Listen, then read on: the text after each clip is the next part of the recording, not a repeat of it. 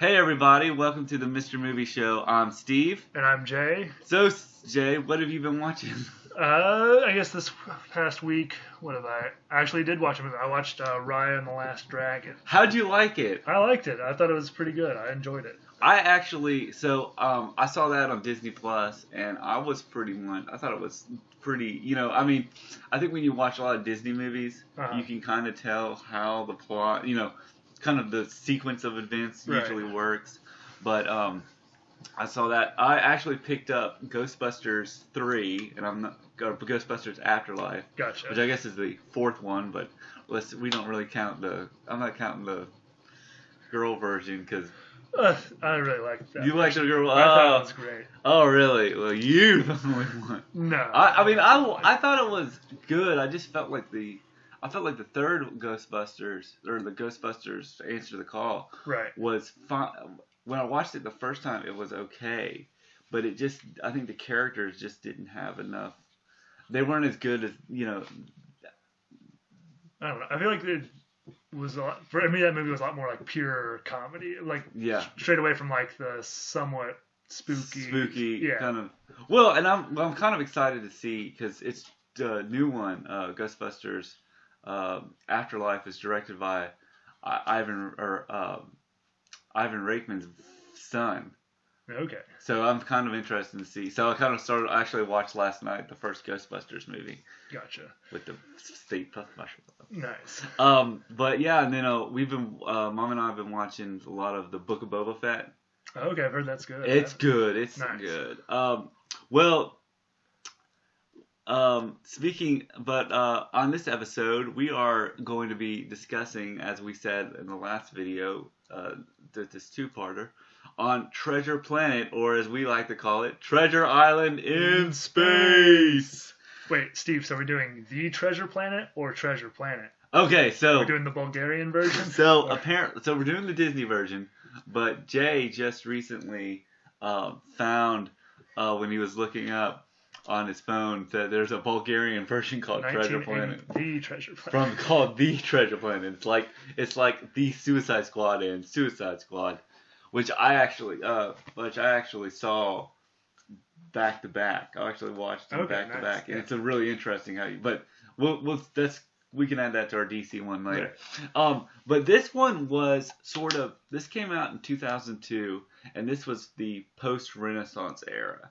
Now, if people don't know what Disney's Renaissance means, is back in the 80s, early 80s, a lot of people jumped ship at Disney and went on to do a lot of animated movies for different companies. Five Goes West, American Tail. Is it Bluth?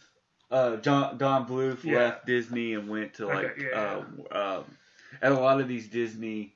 A lot of the, Balto, kind of all Ferngully. Well, Ferngully actually was interesting because there's a video on YouTube called how Robin Williams changed animation by screwing over. No, how Disney changed animation by screwing over Robin Williams. Right, where he said he didn't want the promotional stuff. And it was about Robin Williams was the first one to really sort of be the, see this animated movie.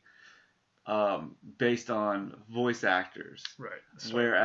Actually based on celebrity, right? Voice acting usually, you have, most movies would just kind of like you go see the Jungle Book because of Baloo, animated movie, the animated Jungle Book movie. You go, then Jungle Book 2 comes out back in 2003. And they have John Goodman as the voice of Baloo. Okay. So it's but he didn't want to be a part of that. So he said that. He was sort of not interested. He basically said, no, I don't want to, and Jeffrey Katzenberg, who ended up leaving Disney and joining and starting DreamWorks, said kind of basically, because he wanted to be part of Disney because he thought Disney was the Rolls Royce of animation. And he said he wanted only to be like in like 10% or like 5% of the marketing. And they went behind his back and did like, bunch of marketing with the genie, and that pissed him off, and that's why he was not in Return of Jafar, and you got the voice of Homer Simpson in Return of Jafar. Dope. That's right. So but that's what gave us hit after hit with like, you know, with like after Aladdin you had, I think, Pocahontas, which was underperformed, but it had the voices of Mel Gibson, and Christian Bale. Oh, I didn't know that. And then you have, but where we get through to Treasure Planet is that the Renaissance ended with Tarzan, and this was sort of the post-Renaissance era, where I think there was CGI, computer generation with like Toy Story and stuff was still part of Pixar, but the animation was still with, like, you had Atlantis, The Lost Empire in 2000, right. Or no, you had The Emperor's New Groove, which was like the last one that was really kind of hand drawn to the extreme, and then you had Atlantis, The Last Empire, which came out in 2001, and this kind of came out in 2002, in November of 2002. Right. But I've always wanted to cover this film because I think a lot of people kind of don't look at it. You know, they're like, there's this movie called Treasure Planet. I'd never seen it until we watched it like a week ago. Yeah. And I'll tell you a story. I went to one of the last Blockbusters in Knoxville, or not Knoxville, but it was in Clinton, on Clinton Highway. Yeah. And I had to pay. Treasure Planet will also be, because it was the last time I had to ever pay a late fee for a movie I rented for 99 cents. It's a good deal. It's a good deal. I thought I bought it for 99 cents, but apparently I rented it for 99 cents. Anyway, so you know, we talked about Muppet Treasure Island, and we're gonna kind of do a little bit of compare and contrast with the Muppets and this movie. Right. But, you know, let's kind of start with sort of what was our thoughts on, or like, what was your thoughts on Treasure Planet? Like, just your brief kind of. My brief thoughts on Treasure Planet was like, it was okay, but like sort of, like, you know, it was decent, but like, I probably wouldn't go back and watch it again since I have Muppet Treasure Island. Yeah, I can kind of see. I mean, for me, I like. You know, I kind of told you when we saw them back to back. I said I kind of like both. I mean, I'm not sort of biased with either one of them. But I would have to say what I liked about what Treasure Planet is, Jim, like the way the film, so you know, and the way the film opens in Muppet Treasure Island, it was sort of Billy Bones. Yeah, he was telling the story. He was telling the story of Flint's treasure, and in Treasure Planet, it's basically a storybook, right, about sort of the story of kind of Captain Flint stealing the treasure, and it's in space, and apparently it's like I mean, you gotta give it credit that it's creative enough that they said, what if we put like actual pirate ships in space, and you kind of like going, that's the stupidest idea, but then you watch it and you go, it's pretty cool looking. Yeah, it looks pretty cool. Yeah. But so the story, so we pretty much hear about Flint's treasure, and it goes in sort of the story about sort of how Flint wanted 1,000 ruins, and the treasure of 1,000 worlds. Yes, I think it's the treasure of 1,000 worlds, and I think that what they, you know, but that's what, you know, they kind of told the story of, you know, Flint's, which you kind of get in the same thing with Muppet Treasure Island, but this one is more, you know, it's very, I mean, you gotta admit it was grand scale, but then you realize that the story was on a picture book, right? And you find out that the picture book is high tech enough that it'll show. It's like an iPad. It's an iPad, pretty much, yeah. And so we get kind of an introduction to kind of little Jim Hawkins, and then we see, you know, then we see him, you know, sort of that he's like a little kid, like real little kid, right? And then it goes into him, you know, sort of cuts to him as a moody teenager, but he's bad boy, but he's a bad boy, but he's on an awesome. Not a skateboard, but a solar. No, it was a solar board. Yeah. And so he was on a solar board, and what's pretty cool about this, and what I like about, and I kind of want to compare. I mean, but what I like about this Jim is he's got an earring, he's got his hair in a ponytail, kind of a Jedi rat tail looking thing, yeah. But what I like about him is he still kind of has that same garment. Kind of, it's sort of like it's still in that same garment of the Treasure Island kind of thing, yeah. but it's still semi high tech. It's like they took. What if we put Star Wars and Treasure Island? And for me, I kind of feel like I think, and when we get to sort of, I think what really got me with this film is the relationship between Long John and Jim. Oh, right. But we'll get to that in a second. But and that's what I think. But what I like about this one is that he's still kind of, he gets pulled over for driving too cool, pretty much. Right. And the real RoboCops, send him to back to his mom's inn, and his mom's working at an in-house, and there's like a bunch of aliens and stuff. Like there's like a little kid that eats these like pretty much these grubs like from the Lion King, right? Where he's like, it's like, and we've got extra tentacles or something like that, and that's what I liked how they kind of blended them both. Right. It's like the cops like, this is your last warning before you go to juvie. Space juvie. Space juvie, yeah. But then you have Dr. Doppler, who was sort of a friend, which you don't really understand. I think he kind of, if you want to equate the Muppets still, he's kind of the Gonzo and Rizzo. Yeah, he's sort of a... But he's sort of like a combination of Gonzo and Rizzo and Fozzie. Because he also, like later on, he's the one who spends the money for the voyage. Yeah. And I think you can kind of tell that, and he's a dog looking. Yeah, he's. But I'm guessing he, if you want to see a backstory, I don't even want to see a backstory, but if you paint a backstory for him, I'm guessing he probably helped out. Because you realize that... Yeah, he seems like he's like a good family friend. Yeah. So he gets... Billy Bones. No, he gets arrested. Right. And he feels like he screwed up. Right. And you really... And that's the thing I like what they did with this film versus the other one, where I feel like there's no real... With Jim Hawkins, there's no real... It's more of like, I'm going on an adventure. Right. That kind of feeling. Yeah, this one he's trying to sort of redeem himself. Well, yeah. But that's the thing that makes it so good is that, for me as a fan, that I feel like it brings him more character, and then you kind of realize it brings Long John Silver more character versus. I mean, I still love Tim Curry, but I think they're for me, I'm sort of like they're number one in both my books. So, so basically,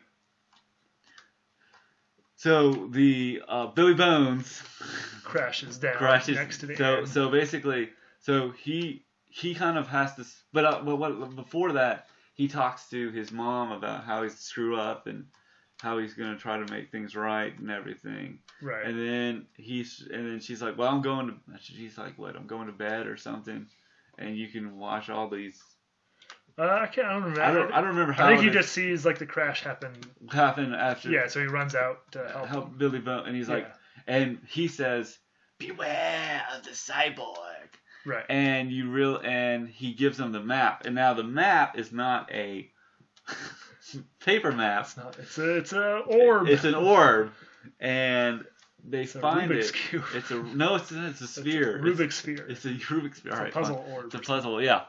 So he finds it, and what I like about it is that he finds it, and he's like going, and he gives it to Dr. Doppler. Right. Sounds like a Star Trek. Well, after they have to run away from the pirates. Oh yeah, the pirates show up because they're chasing Billy Bones, and it's kind of the same. It's kind of in that same realm of what they do in Muppet Treasure Island, where he's like, "Where are you, Billy?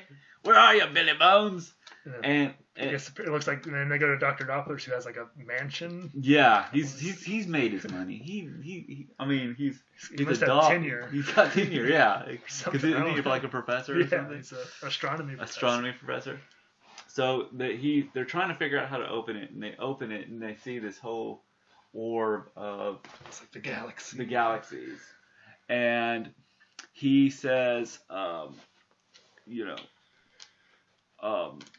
he's like, there's this, and then Dr. Doppler's able to figure out where the planet is, and it's like, that's Treasureplanet, which, okay, I can kind of, I'm with you, right, throughout this film, and so they kind of need to get a voyage, and it's sort of the same. I mean, basically, Dr. Doppler sort of plays both sort of Gonzo's character in Muppet Treasure Island, and Fozzie's as the Mr. Bimbo. No, Mr. Bimbo lives in his finger. As the ship man. So he sorted the crew. Right. And then they go to the moon. They go to the moon. It's called Crescent. That's no moon. That's no moon. That's a spaceport, which looks pretty cool. No, I mean, for the graphic, you also got to look at it this way. This was 2002.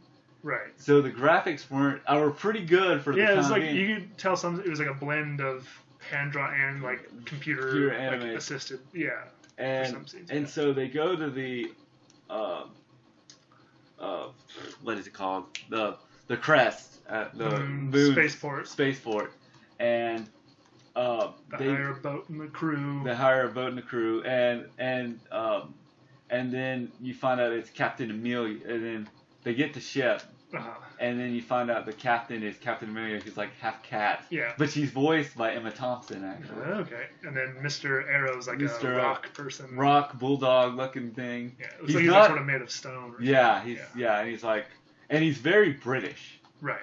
But she's kind of. So is Amelia. Amelia, yeah. Well, I mean, but he's very sort of. He's got the hat. Right. Very Like sort of like Navy. So what I like is that when you finally get the ship stuff, it's kind of the same thing, kind of in Muppet Treasure Island, where I feel, but she sends him to work Long John. But what I like is that he's like, what do you like?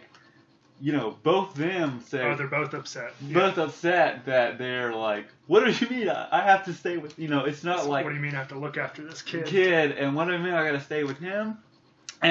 But you kind of look at it with, since we're kind of doing Muppets, there's more of a, cabin boys, here, how about some apples for you? Right. More of a friendly thing.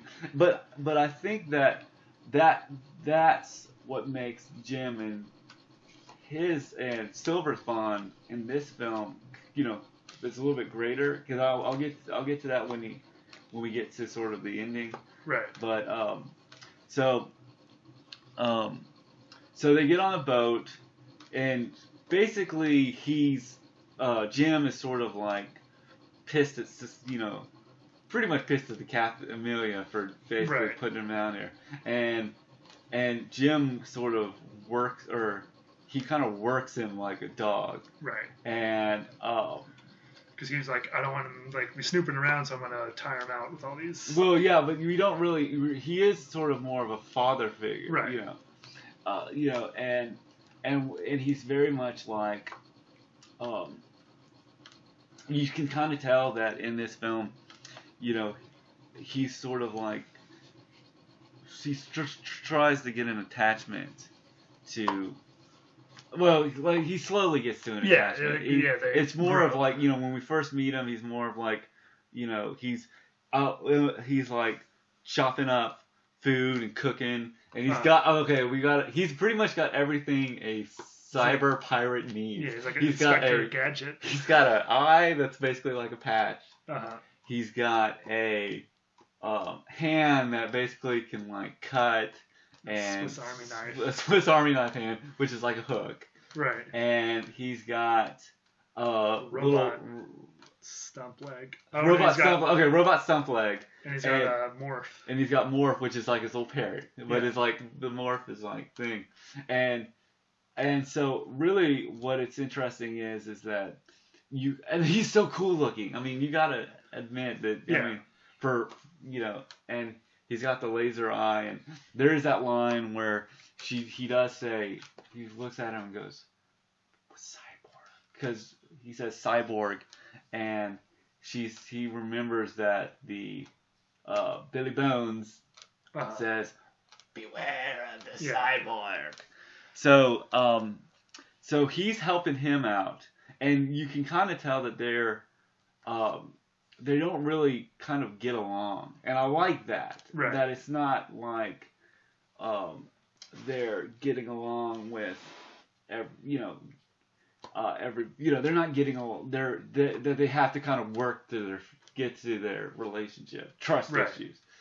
But like I like how but the thing is we finally see that he's kind of got because the movie moves pretty. I think both of them move pretty fast paced, pacing wise, and maybe it's just like now that we're older, we kind of could tell that we're not. But this one's a tiny bit slower, but yeah, it does feel slower. Like I think because we get a nice opening, and I like how this one sort of deals with him and Silver. Yeah, there's a lot more. Like that sort of like chore montage. Well, there's like teaching him how to tie a knot. Tie a knot, and then he like ties a knot and leaves. Right. And then like he scrubs the pots. He gets them all cleaned, and then he's like, and he feels no. He feels like I'll accomplish something, and then Silver shows him there's a bunch of other dirty pots, and he just throws him the thing, and he just looks at him and starts cleaning the pots, and then he falls asleep. And I love the song. That's called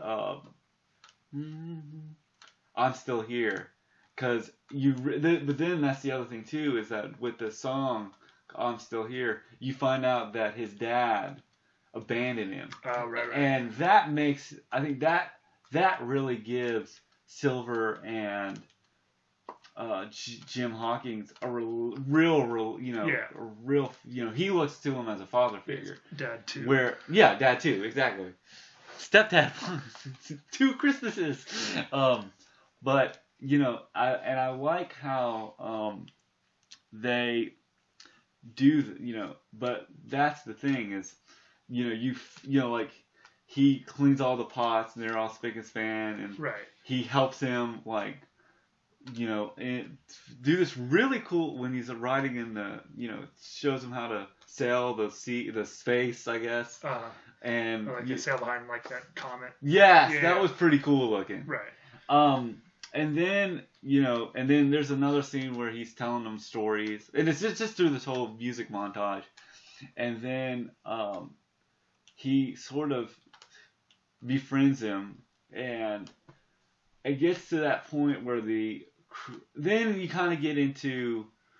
It does let it breathe enough to really where they have a good relationship. Right. Because what happens is they get into a black hole. This is the most important thing. Because it's the same. Because in the Muppet version, Long John Silver basically says, "Oh, we need to check these boats to see if the boats are going to be seaworthy." And Mr. Arrow gets into it. In this one, and he, sends him a buff, and then he comes back because it's a Muppet movie, and you can't kill a Muppet. Well, what about Dead Tom? Well, Dead Tom was already dead. But that's not you can't kill like a Muppet, But anyway, but what they do with this one is there's a black hole, and so they have to tie each one. And Jim is given the task of securing them. Well, he secures them all. But the evil crab pirate clips the Arrow, because Mr. Arrow, I guess I don't know, I've never read the book, but I guess Mr. Arrow has to die or something. They want him out of the way so they can take over the ship. Right. Like the but no, I think in the I don't know if Mr. Arrow is in. Because it seems like since we're watching, so. He's in twice. I doubt they had them randomly. Yeah. Hey, the Muppets did it. We'll do it on Treasureplanet. But but what I liked about it was, but then he feels like Mr. Arrow, and they don't really have a really good memorial for him like they did with Sam, the Muppet Arrow. It's like Mr. Arrow, she says some kind of words, and then says Mr. Arrow do the risk, and it's the finest sailor. Yeah. Yeah. And I feel like, but they don't really dwell on it that much. Uh-huh. And she's like, well, let's get back, and then we wait like that night, and I like this moment because I like what makes this movie really. I mean, I like both the Muppets and this one, but what makes this one have more character than. I can see like the relationship between Jim and John. Yeah, so after Mr. Arrow dies, Jim sort of really like is down on himself because he thinks he let him die. Yeah, and but what I like what they did in that scene is it's not like what makes this movie so great is Long John and Jim's relationship, where he says, he's smoking his pipe, or Long John's smoking his pipe, and said, you could have done, we could have all perished if it wasn't for you. And Jim is sitting there and he's like fiddling with like a pocket knife or something, and he starts saying all this like, you could have done, you're great, and then he comes down and says, don't you get it? I screwed up. And if I could just because that's the other thing too I liked, is that he screws up when he's on the planet Moon. Right. And he also screws up when and I think that brings it back to sort of how he feels like he's such a screw up. Right. And so he says, and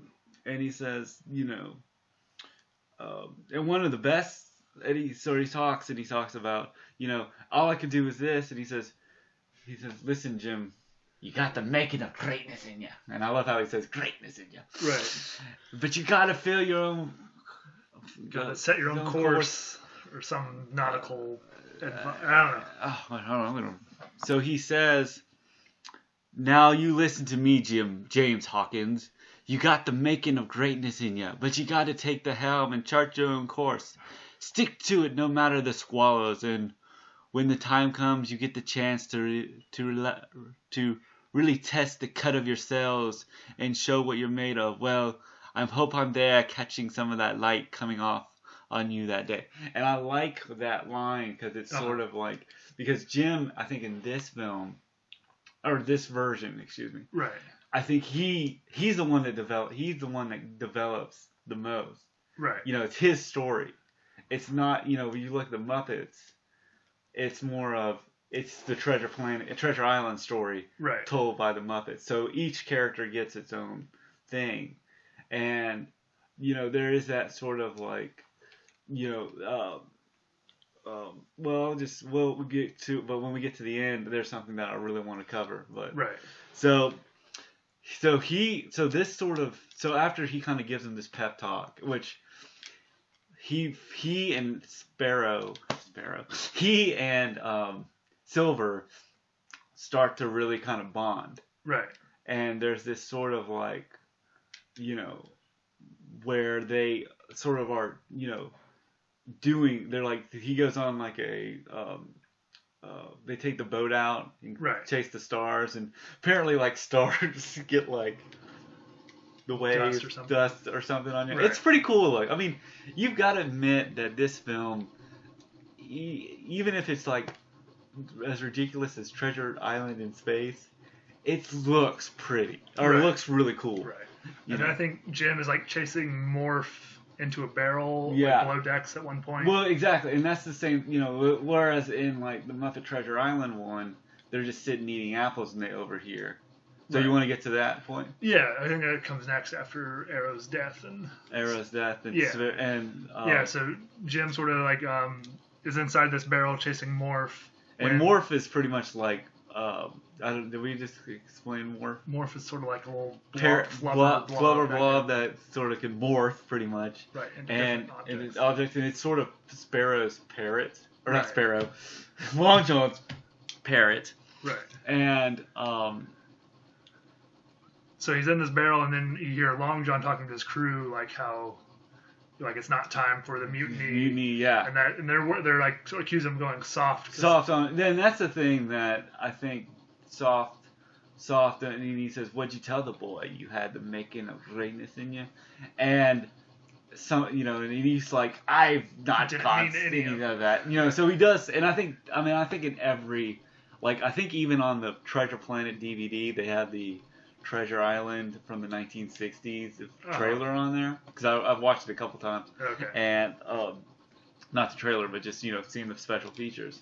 Right. And one of the things that they talk about, they you know, the Treasure Island is more, well, it's more faithful to the book because it's not in space, but it's kind of in that same twine as the Muppets one.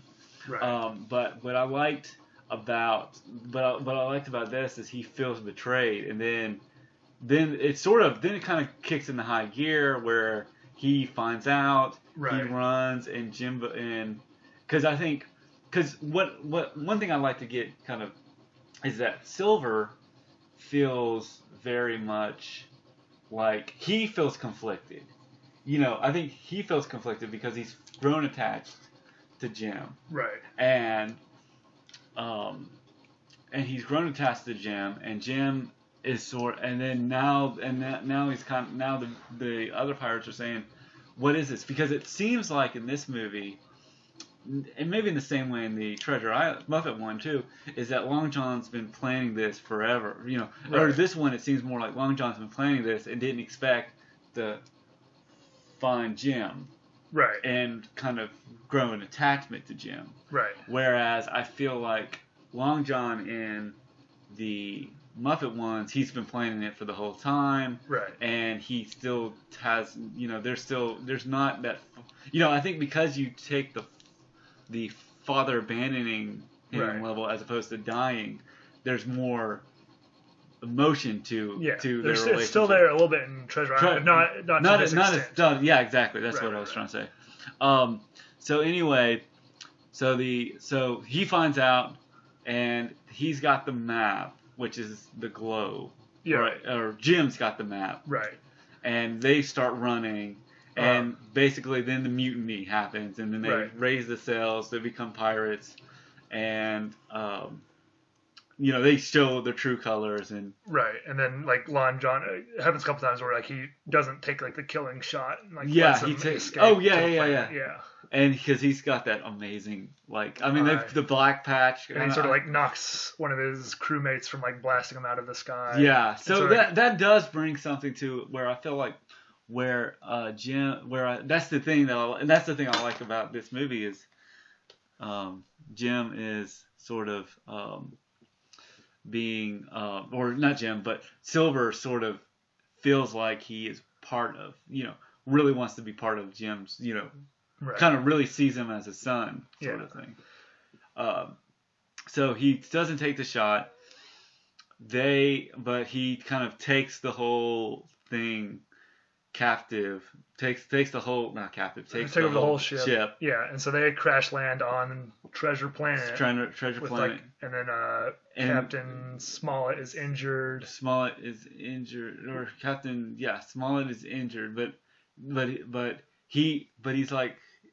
but he takes them to the island, and on the island he says, you know, can you show us the map? And he's like, no. But he threatens him in a way. Right. I mean, he's threatened he's already like put Amelia or Captain Smollett in the brink too.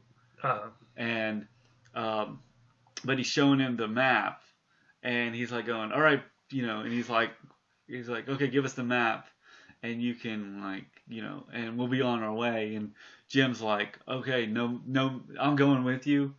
No map, no me, you know, no me, no map kind of thing. Right. If you want the treasure, you're going to have to take me with you. Right. So they basically land, and Treasureplanet it looks like a swamp.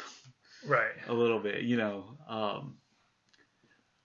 And then they meet, so he kind of so they find so they kind of go. Oh, right. And the way, but let's talk about the way the map works. Is it will sort of shoot light to guide you. It kind of guides you with a GPS. Yeah, something. Like follow the arrows. Follow the arrows kind of thing. Just like in a video game. Right. And so he gets, does he get lost? No. So like once they're following the trail, it just leads to like a dead end, like a cliff. A cliff, right. Okay, yeah, cliff. And he finds Ben. Right, yeah. So long as they find Ben, who's like this robot that has its like memory banks pulled out. Now Ben, Ben is in the, I think it's the one that's marooned on the island. Right. Who's in the Benjamina. book Benjamina in the Muppet Treasure Island movie, but this one it's Ben the robot, and he can't remember, and he's played by the voice of Martin Shorts. Okay. And if you remember him from Jungle to Jungle, and he was also Frost, Mr. Frost, or God, what's his name? Jack Frost in Santa Claus 3. Oh, okay. But what I liked about Ben was I liked the fact that they said, okay, what if he's a robot and he lost his mind? Right. And he literally lost his mind. He's and he has like he's kind of shaped like a Tin Man, but sort of like a copper Tin Man with a sort of circle. He's got some wires coming. Out thing, and he just can't remember. Because I guess what happened was when Flint showed up, he so he doesn't remember so no one would know where the treasure map is. And Ben sort of, I like what he does. He's like going, he can't remember. He's like, hey Jimmy, how are you, Jim? Right. And he's like, it's Jim. It's not James. It's Jim.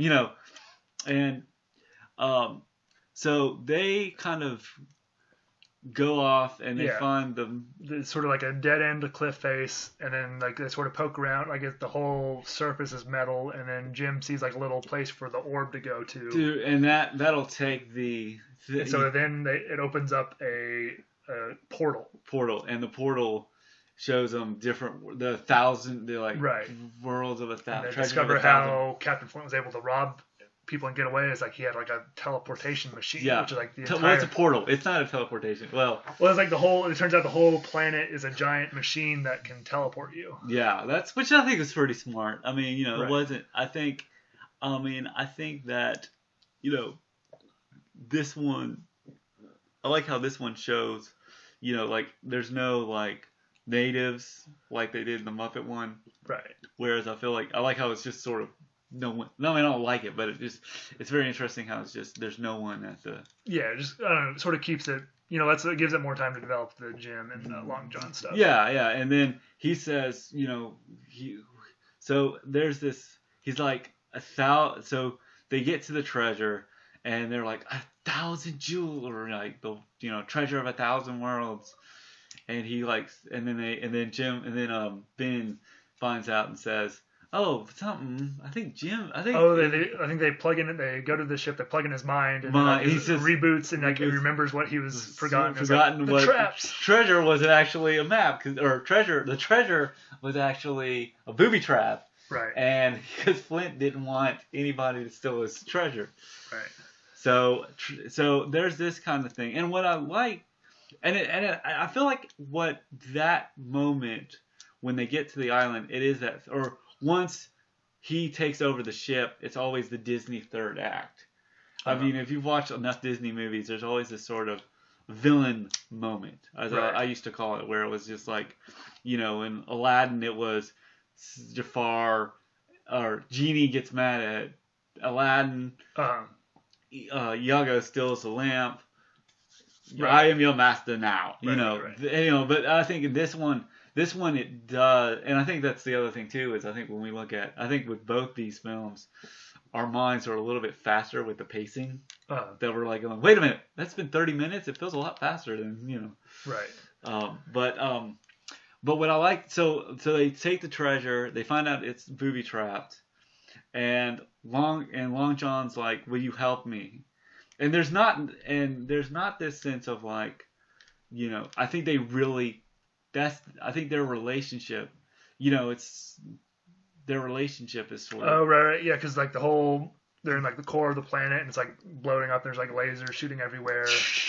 And then like Lon John's like Jim's like about to fall, and like Lon John is like trying to reach out and save him because he's holding on to like his ship full of treasure. Yeah. And he's like reach out, but he just can't reach it. And he just basically decides to let go and says, and really saves Jim and decides to save Jim, not the treasure. And he's just like, well, and he's like, it's not that bad.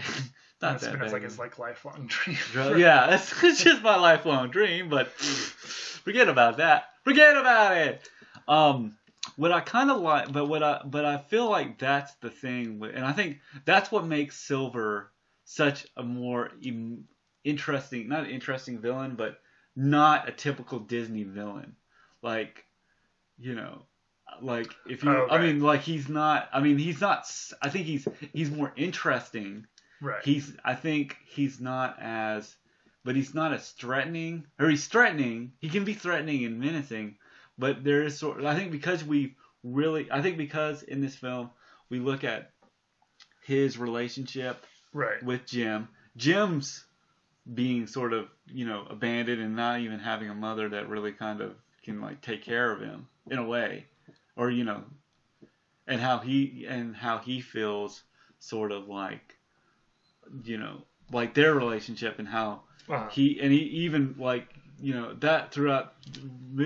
the movie it's pretty much Jim and Long John's relationship in this film, whereas in Muppet Treasure Island it is that, but I feel like, and this is the thing when I kind of watched the first when I've been thinking about it, that Jim is sort of like he's still not trusting Long John. I mean, he doesn't trust Long John, kind of near the end in Treasure Planet, but there's this sort of like, you're just a bad, there's a moment when or do you want to get to the end, or where are we? Yes. So like Long John saves Jim, and then they sort of do like they escape out through the portal. Which is pretty cool looking. Yeah, there's like lots of explosions, and then Jim has to do his hoverboarding. Yeah, okay, coolness. So Jim is hoverboarding, and I love that because Jim, we gotta look at his look. I mean, we talked about his look a little bit earlier, but I like how he was hoverboarding. He hoverboards at the beginning of the movie anyway. Or he's on a hoverboard. Yeah, so I gotta explain this. Like, how can he suddenly like fly a piece of scrap metal? Well, how is he breathing in space? No, you can ignore that. Yeah. That's not important. Yeah, it's just. But like the scrap metal, it's like what I like about what they did is like it doesn't run, and then he like falls into one of the things. Oh yeah, and he has to get the lava to restart. He uses the lava to restart it and jumps back up. Phew! Right. Yes, I guess like this sort of final scene with him and Long John, they've escaped back to this port, and then they're talking about, we gotta take these pirates to jail, and Long John's like made his way to like one of the lifeboats. And here's the thing that's interesting. This is what I like about it. In the Muppets movie, we talked about how he basically breaks out of prison, and he goes in and he's got all the treasure. Right. And then Jim shows up. And Jim has this moment where he has to say, are you going to blow the whistle? And Long John has like the gun at him, like, or am I going to shoot you? Or am I going to shoot you? I don't want to do it, boy. And then he puts down the gun. And he puts down the gun, and he doesn't do it. But he's a lot more conflicted about it. He's more conflicted about it. With this one, I kind of like it. I just feel like it's interesting. Right. Whereas I feel like because you see Jim at the beginning of the movie be kind of, screw up, sort of not really, doesn't want to be a part of anything, or kind of feels like abandoned and finds a relationship with, a real sort of fatherly, relationship with Silver. Right. In this one, he's sort of like, go ahead, but it doesn't feel like, you moron. You feel like he and Silver have had sort of throughout this adventure bonded, and I think, and especially remember in that scene where Silver, when they're planning the pirate thing, and the crab-looking, lobster-looking guy says, "Oh, have you gotten soft? What'd you tell him? Oh, you have the making of greatness in that moment." And he's like, because Silver feels conflicted, and then I think their relationship is really the key to this whole Treasure Planet movie. So so he lets him go, which I kind of thought. I mean, what was your thoughts on it? I mean, I kind of thought it worked. I thought it worked. Now that we kind of know it was work. Yeah. Yeah. And he's like sort of throws him some. He actually still had some treasure. And he didn't give it up at all. Yeah. He still had his pockets. He's got a pocket full of treasure. Here, give some for your mother. And so he's like, you know, and I think, and he says, okay, you know, thank you, Silver. And so he sails away, and he says, you know, I can't wait to see what you do, you know. And he flies. And it also gives him Morph too. Morph, and he says, yeah, and that's the. He gives him Morph. He says, "Watch after him." And Morph, I think, is it's not as annoying as the lobster pirate, right. you know, because Morph was sort of just like this, you know. I mean, Morph was pretty cool looking, and I like how he was sort of like the parrot kind of thing. Right. And so Morph sort of shows up.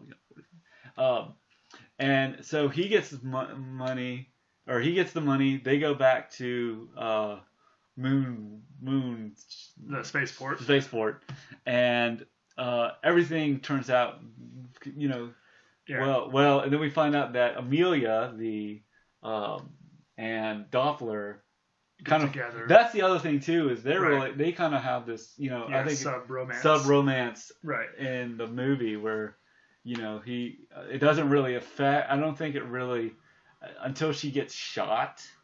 By the or injured, I guess. Yeah. By the pirates, they really kind of bond and actually end up starting a family.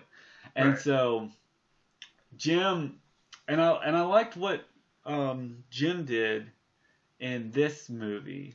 I liked how that whole moment where he says, "Here's some money for your mother so she can open up that shop." He says goodbye. Sort of like the happily ever after, where they cut to the future and they have like, oh, they've rebuilt the inn, and they're like, oh, Jim's now like a space officer or something. And he's got a space officer thing, and he's got his life together. Right.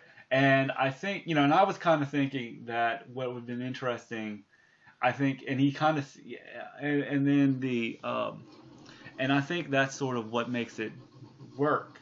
Right. Is that it's more Jim's story throughout in the Treasure Island idea, whereas I feel like it's Jim's story in all of them, you know.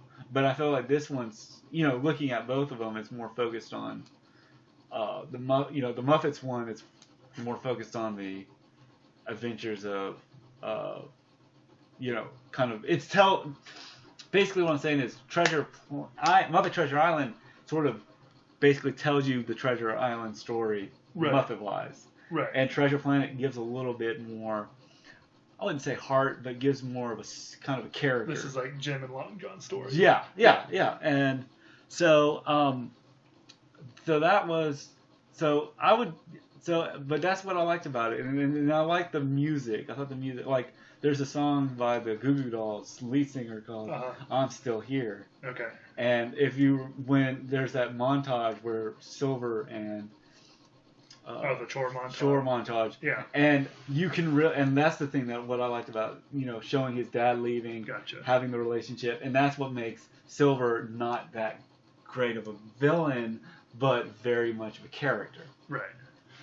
But so we get to the end. Her mom, you know, because the end's, you know, actually starting up, and you know they start dancing, and it's kind of like that same sort of like, I mean, it's kind of it's like a weird mixed drink where it's like they said, Treasure Island, but we got to put it like spaceships or pirate ships and stuff, and we're going to put it in space. Right. And you drink it, and you're like going,